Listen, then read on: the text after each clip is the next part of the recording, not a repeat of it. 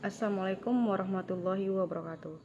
Saya Anissa Lutfia, NIM 0314212035, Prodi Tadris Bahasa Indonesia, Universitas Islam Negeri Sumatera Utara.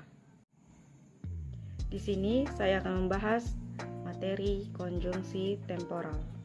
Pengertian konjungsi temporal. Konjungsi adalah kata hubung, sedangkan temporal adalah hal yang berhubungan dengan waktu.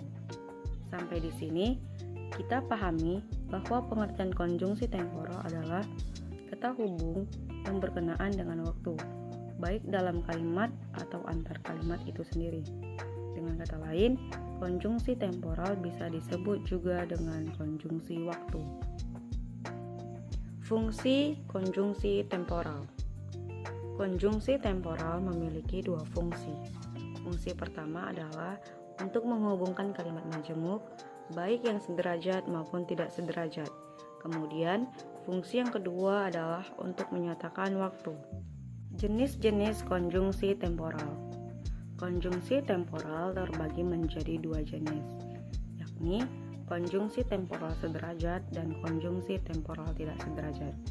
Yang pertama, kita akan membahas konjungsi temporal sederajat. Pada konjungsi temporal sederajat, konjungsi ini bersifat setara. Artinya, konjungsi ini ditempatkan pada tengah kalimat. Dengan kata lain, konjungsi ini menjadi penghubung di kalimat majemuk setara.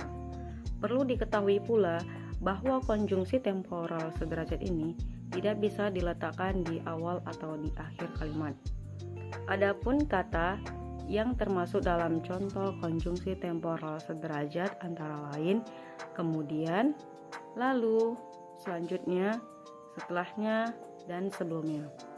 Yang kedua, kita akan membahas tentang konjungsi temporal tidak sederajat. Berbeda dengan konjungsi temporal sederajat, konjungsi temporal tidak sederajat ini menghubungkan beberapa kalimat majemuk bertingkat atau kalimat majemuk setara. Jenis konjungsi ini pun bisa diletakkan di awal, di tengah, maupun di akhir kalimat. Adapun yang termasuk dalam contoh konjungsi temporal tidak sederajat ini antara lain ketika, sementara, apabila, saat, sejak. Yang pertama, kita akan membahas contoh kalimat yang menggunakan konjungsi temporal sederajat. Berikut beberapa contoh kalimat yang menggunakan konjungsi temporal sederajat antara lain A. Dia mampir sebentar kemudian pergi lagi. B. Hani kehilangan tasnya lalu ia segera melaporkan kejadian itu kepada polisi. C. Kondisi tubuhnya sudah membaik. Selanjutnya, ia akan dipindahkan ke ruang perawatan umum. D. Perutnya masih saja terasa sakit. Padahal sebelumnya ia sudah berobat ke dokter minggu lalu. Yang kedua, saya akan membahas contoh kalimat konjungsi temporal tidak sederajat.